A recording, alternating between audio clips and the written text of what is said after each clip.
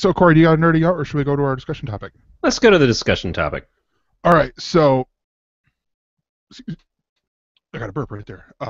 So you had some news happen recently that almost happened to me a few years ago, and it's one of those things that I think we should talk about, and it's that your comic book store that you worked at for a little bit when you were unemployed, and um, and that you went to when you were buying comics recently closed Today. today. Today is the official last day of the comic book box. Now, for a little history, before I moved to California, I've collected comics my entire life, so 40-something years. But I worked and managed a comic store in Michigan called Comic City for Bob and Jill, who were basically two of the best bosses you could ever ask for. And when I moved to California, I wound up working at Fantasy Books and Games and assistant managing that when Chris Nelson, who was the manager at the time who hired me, left. Me and Matt and Mike all kind of took over the store together. And then recently I got to help out at Kathy's at the comic book box while I was unemployed, and just in general, it was extremely nice of her to let me help out, and it was kind of like two friends doing each other a favor, but Yeah. it was a big favor that she was doing me, whereas I always felt like what I was doing for her was very minor, although there were days that she was definitely glad not to have to come in.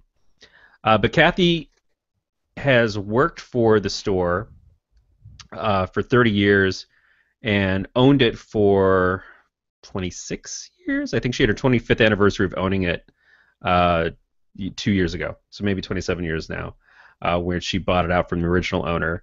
Started out in a basement in Petaluma, and she moved it upstairs so it got more visibility, and then moved it to Roner Park / Gitati over the last several years, a couple of different locations. So it's shifted around a little bit, but there are people that have shopped at the store, essentially the entire time that she's been a part of it. There are people that have grown up knowing Kathy and only know comics in association with Kathy giving them to him or selling them to him.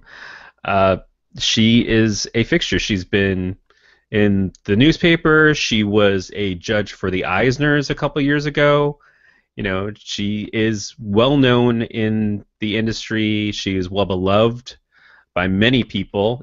People like Terry Moore and his wife Robin consider her a very dear friend. Terry sent her flowers when she opened her new shop.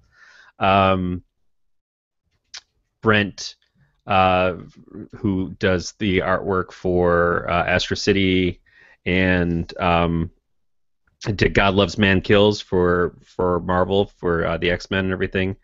He's a friend of hers. Like a lot of people, I've met a lot of famous people from knowing Kathy, and just a lot of great people, a lot of customers that I had at Fantasy. Wound up going to Kathy's, and so when I was working there, I would get to see people that I knew from that, but they already knew her. They always talked about her. It'd be like there was the fantasy shopping, and then there was the comic book box shopping, and that was the nice thing, is that there was always a good relationship between the two stores. But there's something particularly important about having a local comic store. Now, I know a lot of people don't have local comic shops, or they don't have a local comic shop that they feel comfortable shopping at, or maybe doesn't have the best selection, or maybe doesn't sell comics primarily and only thinks about it as oh yeah, we got some back issues over there, but we sell gaming stuff more, or we sell this other stuff more. I've seen comic stores that are also pet stores, because you go with what your business is. So I think it's important to talk about having someone who is a part of the community, like she is. She always winds up donating comics to the local library, or selling them to the local library, depending on how the things are. She has been involved with other shops and other things. One of our friends came in today, and he said when he started his job, when he opened up what was Electronics Boutique in Petaluma, which I think eventually became GameStop. She was the person he went to, the first person who said, "Okay, we'll do cross promotion with you." When the store was getting kind of a lot of flack from Petaluma because it was a big business chain coming into a small business town, and so that helped him out a lot at a point in time where that kind of stuff mattered, and not a lot of people were willing to take that kind of risk on this company coming in. Uh, Everybody has great stories to tell about her, and just in general, the great stories that you get from going to your local comic store. Going in and talking to the other fans every week, kind of like what we do here. Only it's just these are random people that sometimes they're people that you know because you see them come in every Wednesday or Thursday to pick up their books, and sometimes they're people who just never come in your shop before, and they're just excited because it's like, oh man, I didn't know that this place existed, and I didn't know these comics existed, or I've been looking for a local comic shop for a while, and the kind of conversations you have of like, oh, did you know about this new show coming out, or have you seen the new X-Men or Marvel Comics movie, or man, I remember when Watchmen came out and it took forever for issue 12 to finally hit. Those kinds of things. Um, that's the reason why I can talk with the kind of confidence and stuff that I do when we talk about comics. I'm not nearly the collector that I was before now. Part of it's financial, part of it's just, other things take up my time. But I've spent so many years either working at comic stores or just being a regular at a comic store that it's this kind of conversation that I hunger for. It's kind of thing because it's where I've met some of my favorite people, and certainly Kathy is one of my favorite people. The other thing is the things that she's done for us that weren't even comics related. Like my wife's an artist. For those who don't know, the giant zombie head behind me is one of her paintings. I just like it in here because I do a podcast about terror. But a lot of her artwork has been on display at Kathy's shop, and Kathy sold Aaron's paintings just a couple weeks ago. She sold another. She sold two of them in the last couple of weeks. While she was doing everything else, while showing up every day, working 7 days a week for 6 weeks straight, to close up her store. She's selling my wife's artwork, and that's the kind of stuff that gave my wife confidence to do more artwork and try different things and stretch outside of her normal realm, and and gives her money to be able to pay for new supplies and stuff at the same time. That's a huge thing to do. That's an amazing thing to just allow someone to do. And she's done local signings for different artists, and non-local artists. She's had people flown in.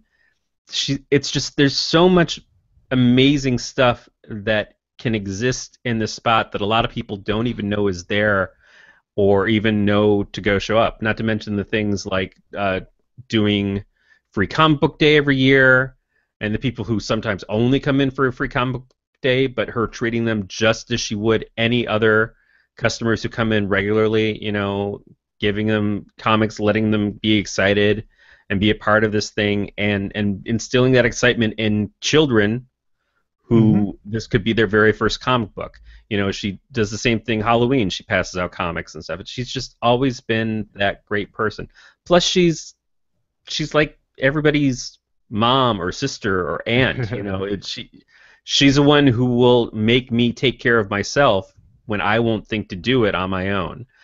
She is retiring, not because business is bad, because it's not, and people were like, just please stay, just keep doing what you're doing. We can't make it without you.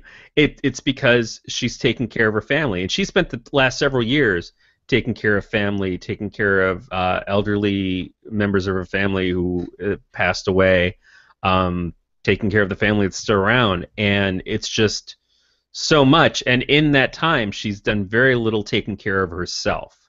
And that's why when I was helping out there, when RJ or any of the other people that have worked for, we try to look out for her in the way that she looks out for us. Yeah. But she's just this amazing person who puts so much else in front of her own well-being that it's nice to think that, like, not tomorrow, even though the store's not going to be open, she's going to be there at 10 o'clock in the morning because someone's coming to pick up some of the fixtures. During the weekend, they're going to be still dealing with closing everything out and passing out a lot of the stuff to another store that's going to take over a lot of the merchandise. So it's not going to be right away, but eventually she's going to be able to get up and she's going to be able to look at her day and just have that ahead of her for herself. And that's Yeah. kind of an important thing. But yeah, it's really hard to lose what is a staple of your life and to lose the ability to just kind of pop in and grab your comics and see one of your favorite people or many of your favorite people all at once. It's like closing down a watering hole. It's like the end of Cheers, Yeah. the place where everybody knows your name. But it's kind of incredible too because this is something that we want for her. We want her to be able to just go out on top. No, yeah, exactly. That sounds almost exactly like what the when and I've got two flyers here. I got this little card right here for MegaCon, which is coming up, couple weeks. And then this one, which I cannot pronounce the name of the con. Uh, yeah, concatenation con. I don't know how to pronounce that, but it's more of a science. It's a science fiction and fact convention, and the comic book store that I prefer, because we have two here in Jackson, where I live, they are behind both of them. They're a big supporter for MegaCon. This is the second one, and this one's going to feature Efren Ramirez from Napoleon Dynamite, Larry Thomas from Seinfeld. You might know him as the Soup Nazi. Um, RWBY and Red versus Blues, Aaron Zetch, and then Namu, Nabanangas the Fool, Crystal Laporte. The Fool is Crystal Laporte, and then also Mark Bagley, Evan Shaner, and then cosplayers Diamond Dog, Sweets for a Sweet, and Victory are all going to be there. The cosplayers are going to be the judges for a cosplay contest. And this is a similar thing. Like the guy who used to own, I think what 4 or 5 years ago, I think back when we were on Spreecast was when the switch happened. But he retired from after I want to say about 20, 25, 30 years of owning and running Nostalgia Inc. He was like, I'm done. I'm old. Actually, no, I think it was longer than that. He had been doing it for a really long time, and he had owned Nostalgia Inc. for I think for 30 years. I think he'd been working in comic book stores for a lot longer, and he was just like, it's I'm done. And instead of the situation that you had where you have where people are buying her merchandise, um the new owner, he bought everything outright, and he's running the show. It seems like they're doing a lot more than what I think his name was Leon was able to do. um and that's the cool thing about this. And and you mentioned the people who only come in during free comic book day. That's me. And it was more just because of how things went about with you know being um with things going there and all that stuff, that like I couldn't always get to the comic book store to buy comic books. But free comic book day, I'm like, all right, request a time off when I was working at Dollar General, and like, all right, I'm going to free comic book day. This is planned out, and I got other things going on, so I'm not coming in. And they respected that, and it was coming in her, and he knew my name. He knows. I feel like he still knows my name.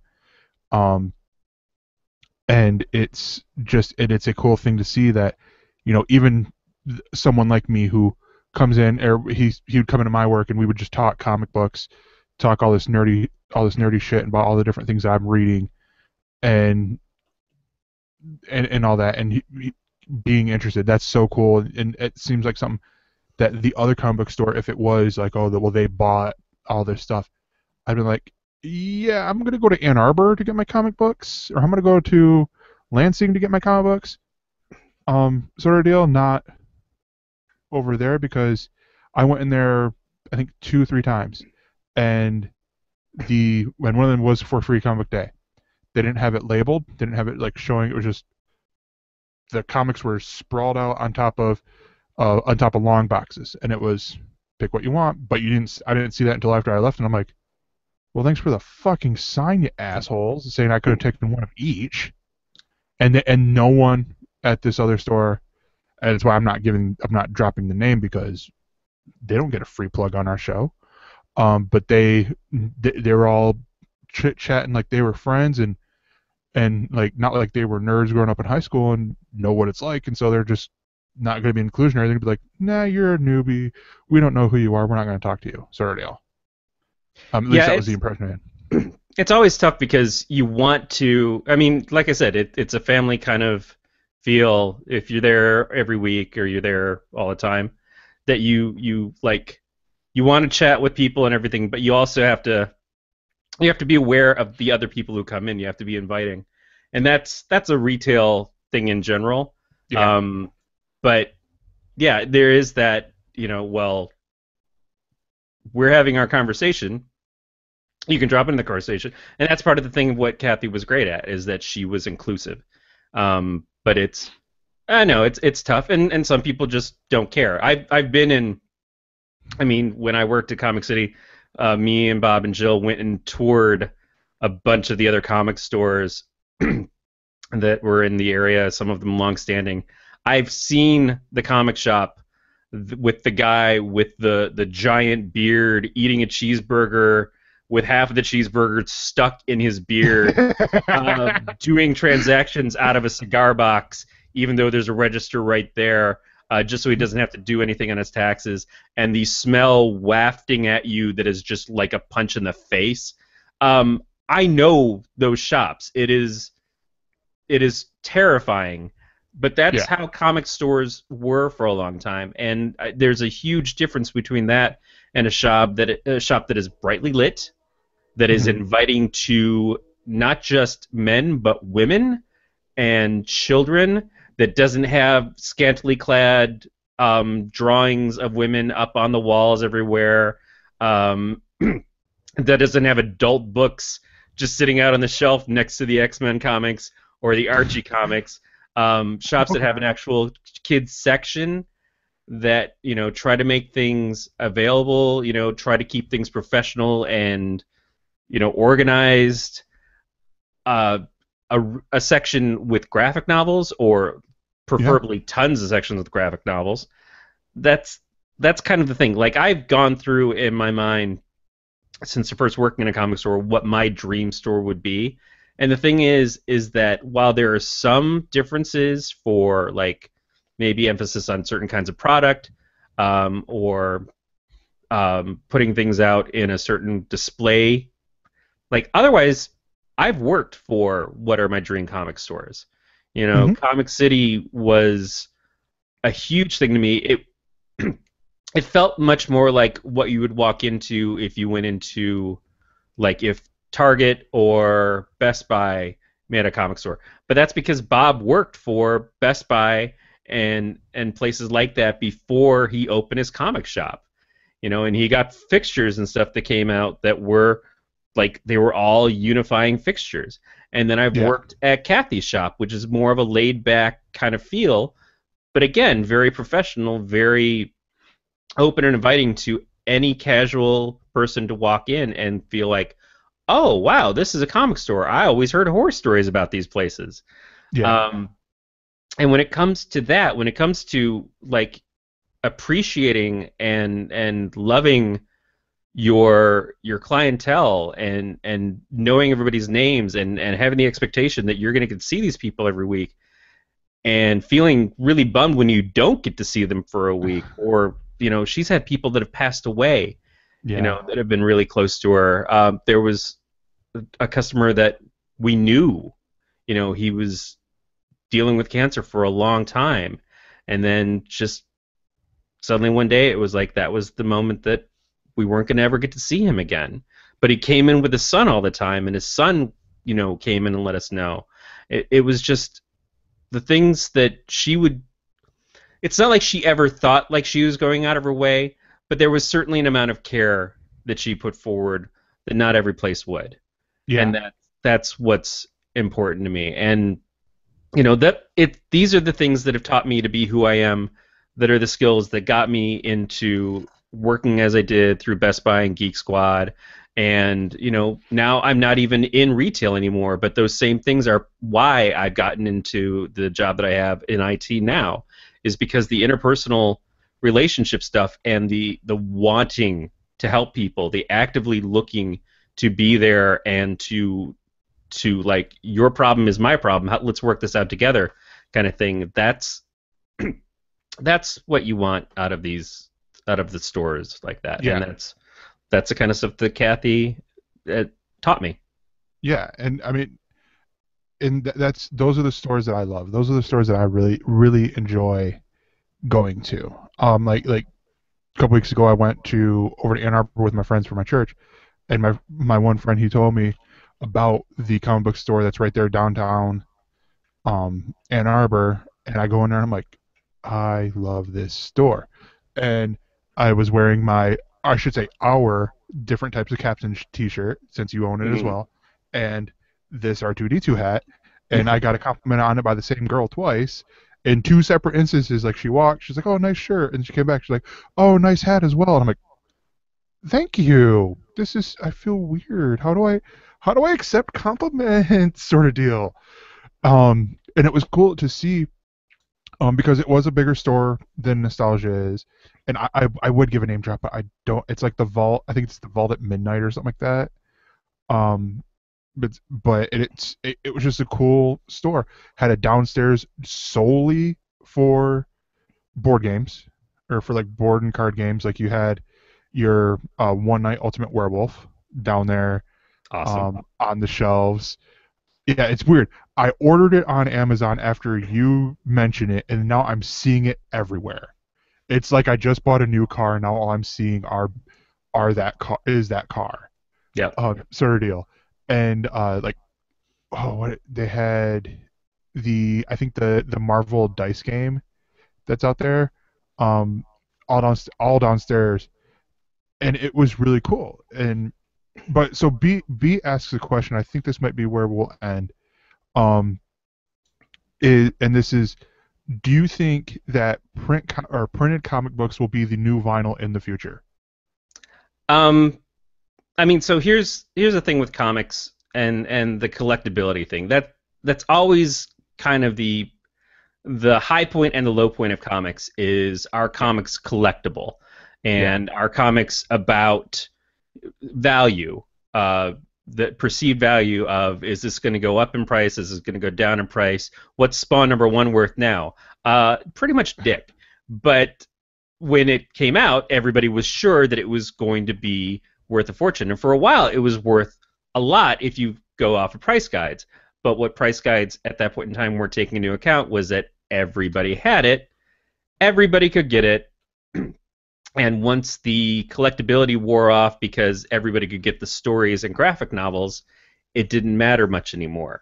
So it's only the rare comics that will be valued. So in that regard, print comics kind of are like vinyl, anyways. You can go out and get your Kajagoogoo album, like used from a either old record store if you can find a record store, or from a thrift shop or something, but that's not the album that is going to be valuable, and yeah, certainly not necessarily the album that's going to be valuable to you. Like, I've got a Olivia Newton-John album sitting behind me because they're fucking Olivia Newton-John. They're prizes to me, and somebody mistakenly sold them for a pittance. But that's what I'm saying, is like, printed comics, I think, will continue to exist as long as print continues to exist.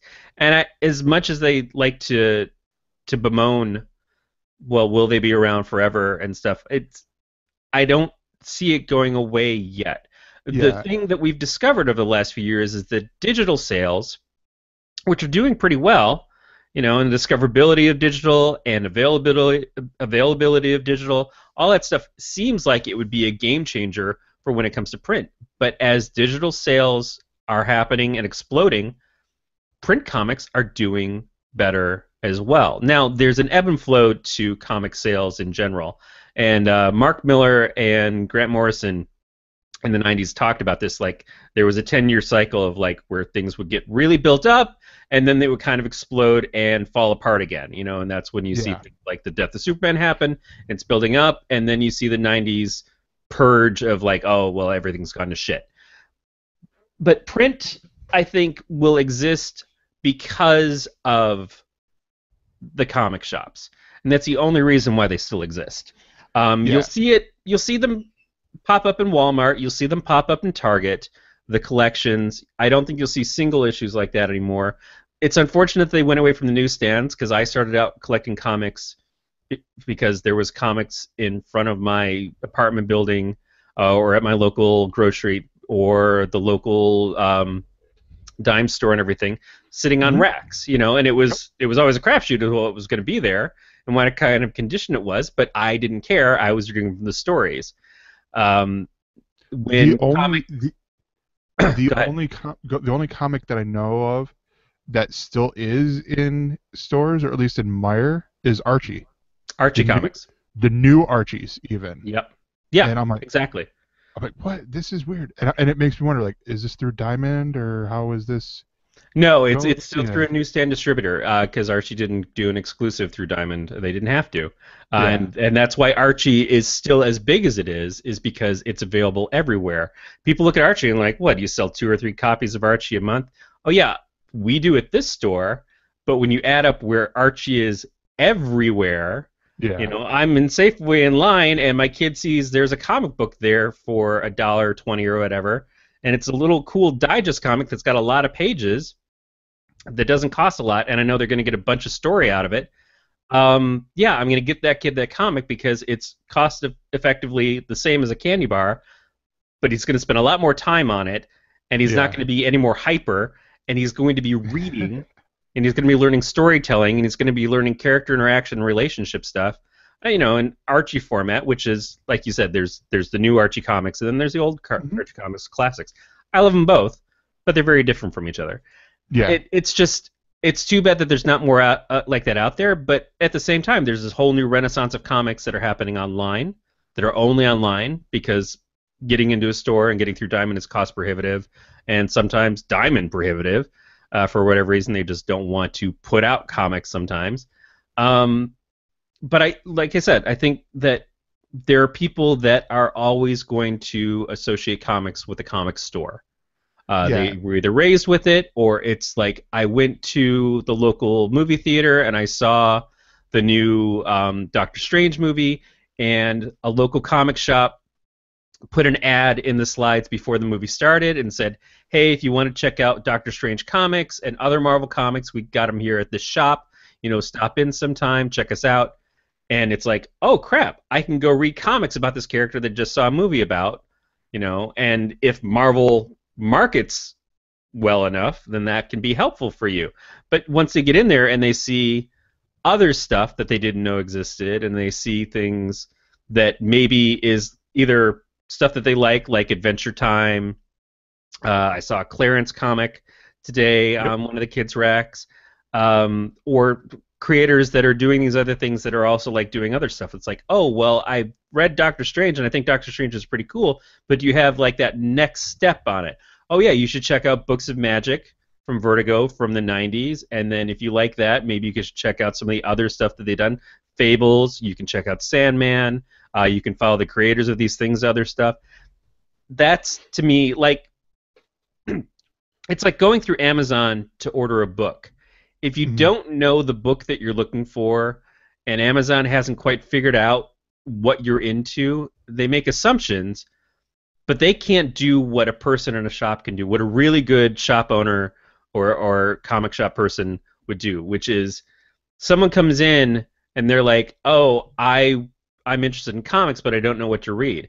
My first question is, "What are you into? What do you like?" Yeah. So many comics. Yeah, there are certain comics I can put in somebody's hands, like Death: The High Cost of Living, or Strangers in Paradise, or Watchmen, or whatever, and I know that they're going to enjoy that. But I want to create an experience for them where it's like I find them that perfect book or that perfect Yeah. starting point. I talked to a kid, and not a kid, but like a teenager, and he's talking about the kinds of stuff he's into, and I'm like, God damn it, you need to read Preacher right now. He comes in and he's like, I bought that Preacher trade and I read it, and I'm back here this week to get the next one, and or I'm really into what you did here, and what else has this team done? It's like, okay, well, if you want more of a superhero thing, they did Punisher. But if you want to read some of Garth's other stuff, you can go over and read some of the Hellblazer things that he did.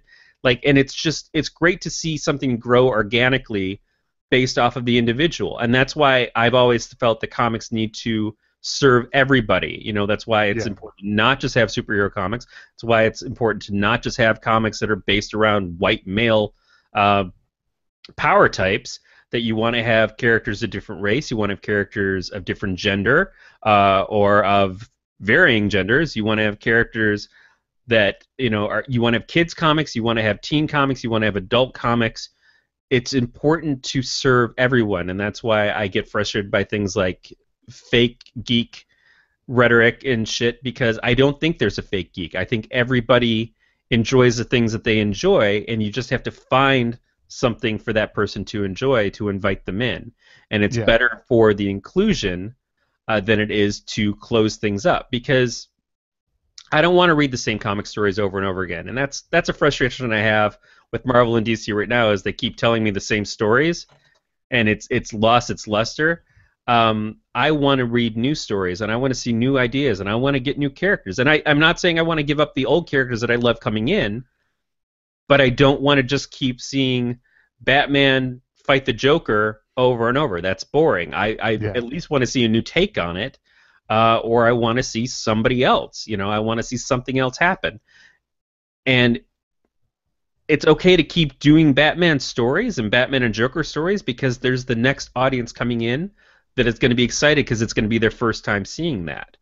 But why couldn't we, and why shouldn't we have more? And that's like we were talking about earlier with Image. Image of 25 years ago is very different from the Image of today, because the audience grew and changed over time, which is not, again, to say that there's not a value to what Image had done then. There are people who still read Spawn. There are people like me who are excited about the Youngblood book coming out, because it's a different take on Youngblood, but it's Youngblood, and that's awesome. yeah, Or people who've stuck it out with Savage Dragon, or people who are like, well, I liked what these creators are doing then, I'm interested in what these creators are doing now. That to me is so great.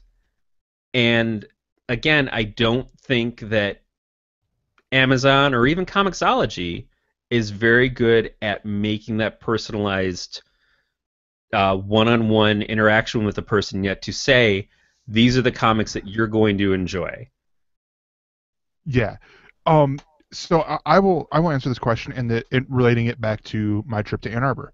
One of the first places we went to was um was an Urban Outfitter, and I kid you not, with the half hour to 45 minutes we were in Urban Outfitter, I looked at all the vinyls, and I enjoy the looking at the vinyls because I found a Back to the Future vinyl that doesn't have the sleeve around it. You're just buying the disc, the vinyl, and so on the one side it's the poster with Marty going posing like that and all that stuff, and on the other side it's the dashboard for the DeLorean with with the time and all that stuff and where they're going to be going, and Nice.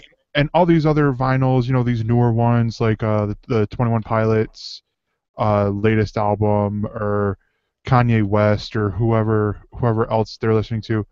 But then, and this is what sort of disappointed me, and one of the ways I agree with Mark Maron when it comes to vinyl, and it's they also sell these shitty record players.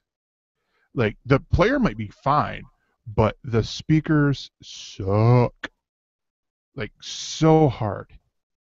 And I saw three people by the time I was in there buying those, and I'm like, no, okay, I get you're going to be Mr. or Miss Hipster and buy it on vinyl, but you want good speakers so your music sounds good, not, oh, this must be how it worked in the old timey days where before they invented stereo and whatnot. No, they still had good quality sounds, It's just sound has gotten better. So, and that sort of deal. So that's where I don't think that comics will become that print comics will become the new vinyl in the future, because I don't see a world, at least a world that I want, where you can go into Urban Outfitters and you can pick up, X-Men 127, or Action Comics #1. Of course, they're all reprints. Um, but that's also something that sort of ticked me off in that thing, in that trip, was my friend. He asked me, because I was in the comic book store, and then they went in after I left, because I was like, okay, where'd they go? Because also, Ann Arbor, different town, drove there with a friend. Biggest fear comes in of, I'm left and now I have to walk home. Yay, sort of deal. And so I left, and I went walking down the road with one of my other friends, and he went in there and he's like, so give me the idea. And he already had ideas in his head of, but it was of the bigger ones that make the headlines. Like how they recently sold a, what was it, point grading of 5 on the comic books of Action Comics #1, and how it went for like all this big money. And he's like, "Show me the big money comics." I'm like, "That's not really what this store is about." You Yeah, know? I've seen those people come in. They're Yeah, like, "What's the most expensive comic you have in here?" I don't know. What's the most that's expensive amount of money you got in your wallet? yeah, that's literally what he was like. He said, "Is like." So I'm like, that's not really what this is about. That's not what I do when I read comic books. I'm not in there for the money. I'm in there for the story. What's going to be good story. And that's where, because I read, 30, like 30 to 35 comics a week, sometimes longer when video games take up my time. Fucking Civilization. Um, that I get, slacks to where I've gotten all the comics I want to read this week, but I still got a big selection from last week. So I got about 50 comics I need to get read and all that stuff. And it's like I read them for the stories. Like I love, like, to where I can be that walking Wikipedia that Beatmaster had mentioned, where it's like, and I did that at Dollar General. Like, a lady came in who was a regular, and she's like, "So my son, he's wanting to get into comic books. Can you help him out?" Because she knew I was a nerd. And I'm like, "Yeah. So what does he like? Deadpool. Oh, well, there's the Deadpool comic book series. Or if you want to go, you can go to the Harley Quinn and just all these different books." Um, and so I think there will still be print, like you said, because of the comic book stores. As long as the comic book stores do well, there will still be that. Where the digital comes in are either for the lazy bastards, or the towns, like the really rural areas where you have to drive an hour or two to get to a town that has a comic book store. That's where I think digital is gonna it will be king. Because I was surprised when I went up north with my grandma. We were in, I think, Alpena, and I'm not talking pirating comics. I'm talking like Comixology. But we were up in, I think, Alpena, Michigan, and we were driving, or no, it was Rogers City, and so it's smaller than Alpena, and we're driving through. I'm like, "There's a comic book store," and my gut reaction was like, "Grandma, stop!" After I looked, and I'm like, "Is it open? Is it open? Is it open?" I'm like, "Grandma, stop! I want to go there. We're doing the lighthouses for you, but I want to go there." Sort of deal. And that's cool to see. Like, we're going up north, and one of the things I want to be like, look, is like, okay, are there comic book stores around here, just so I can go in and get a look at what they got, and how cool that would be, sort of deal. Just go in there and be like, because that's how I tie things together. Like, I got you actually see it behind me, the Detroit Pistons hat that's hanging just by the Marvel poster. I call that my New York Pistons hat because I bought that hat in New York, sort of deal.